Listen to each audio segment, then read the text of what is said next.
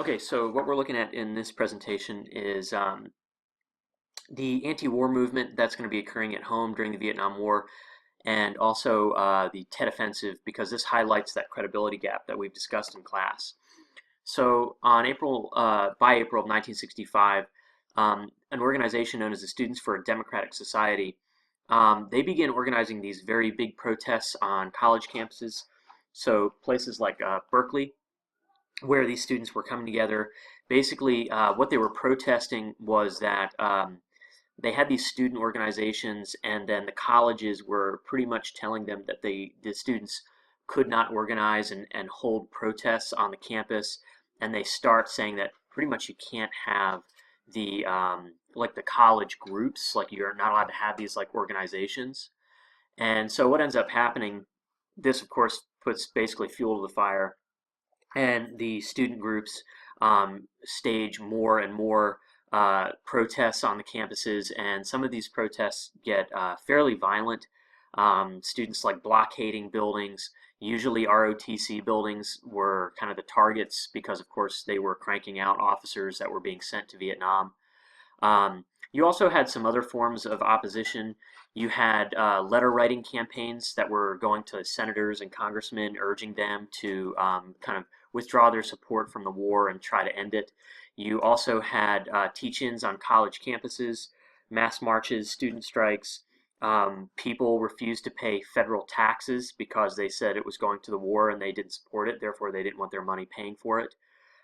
You had most famously draft card burnings, where students who had been drafted took their draft cards and burned them in front of television cameras during protests, saying that they wouldn't go. Muhammad Ali is one of the more famous individuals who participated in this. You're also going to see civil disobedience. So people doing strikes and sit-ins. They're going to protest outside of factories that are producing war materials, recruiting stations, things like that. The other thing that's happening here is that these protests are getting very large, they're getting nationwide attention, and Johnson really can't do a whole lot to stop them, mainly because the media. We've talked about the impact that television has had, and by the time the Vietnam War is at its height, the television is showing that it has a major impact on how American policymakers and how the war is conducted. And so when the cameras are there rolling and you see these huge protests, the police, the National Guard, it looks very bad when they come out and they are firing tear gases into the crowds, attacking people with riot gear and police batons. And so this means that Johnson essentially just has to let these people protest, which of course is taking support away from the war. The biggest argument that most of these people are making is that why are we fighting in a war that really can't be won? John F. Kennedy had said before he was assassinated that it's not our war to win, it's really the Vietnamese war to win, and we can't win it for them. And a lot of Americans kind of echoed the same sentiments, saying, why are we over here fighting this thing when it's not really our business? And a lot of people didn't really have faith in this domino theory that it would actually happen. The other thing that's happening is the FBI is actually infiltrating a lot of these anti-war groups. They're concerned that there are communist leanings within some of them, and so you have FBI agents growing their hair out long and basically kind of going in with these college students and pretty much reporting back to the FBI about what they're doing, what they're planning, and that sort of thing.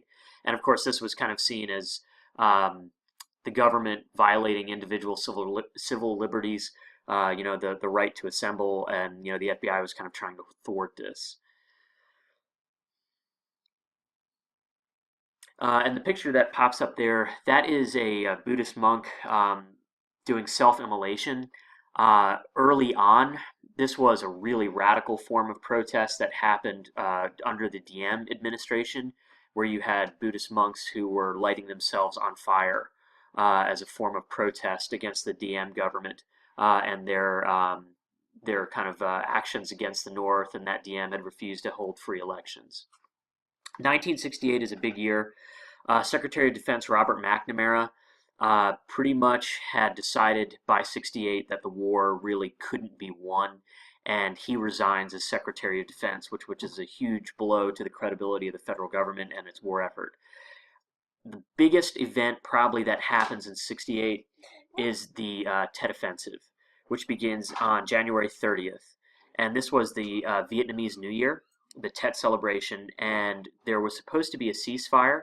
And when the celebration begins in places like Saigon, really densely populated urban areas, the Viet Cong launch a series of attacks on all of these major cities, and pretty much they attack every American base in South Vietnam. At the same time that they're doing this, the North Vietnamese army launches a massive offensive against American bases. And what this does, and to tell you, I mean, perfectly blunt, the Viet Cong get obliterated during the Tet Offensive because they had to come out of hiding to conduct these attacks. And basically, the American forces wiped them out. After Tet, the Viet Cong are pretty much gone. But what it does is it really proves that there was a credibility gap, that the government kept saying, we're winning the war, we're winning the war. The North is, they're losing people left and right. We're crippling them. We're going for the jugular here. It's almost over. And then all of a sudden Tet happens, and it's like the American public sees this on TV and realizes, holy cow, we're not any closer to finishing this thing than we were, 2 years ago. And so this will lead to Johnson pretty much deciding in 68 that he is done. And he delivers a speech where he says that he will not seek nor will he accept the Democratic nomination for president for the Democratic Party in 1968. And he states that the best thing that the U.S. can do at this point is sue for peace with North Vietnam.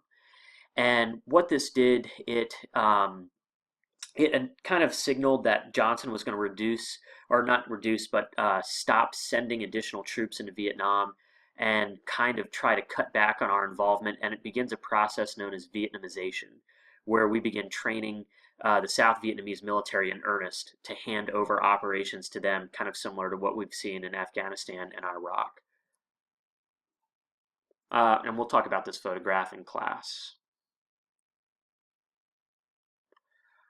At home in spring of 68, Martin Luther King Jr. and Robert Kennedy are both assassinated, which is kind of the pinnacle of the domestic violence that was happening. You'll also see massive protests that are going to happen at the Democratic National Convention in Chicago. Abby Hoffman and Jerry Rubin are kind of the organizers of these demonstrations. And what happens is the mayor of Chicago, Richard Daley, issues a ban on all rallies and marches, puts on a curfew, and pretty much sends thousands of police officers into the streets to try and keep these protesters away from the DNC building in Chicago.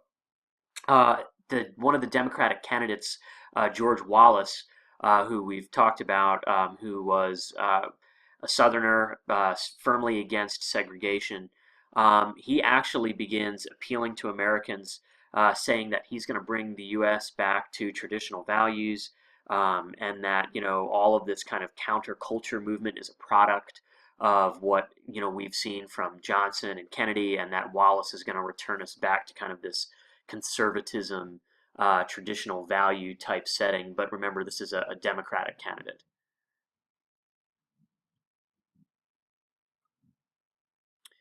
In addition, what this leads to is the American Independent Party gets a really strong third-party finish, the strongest since 1924, because a lot of Democrats, due to the Democrat involvement in the war, kind of leave the fold and go independent.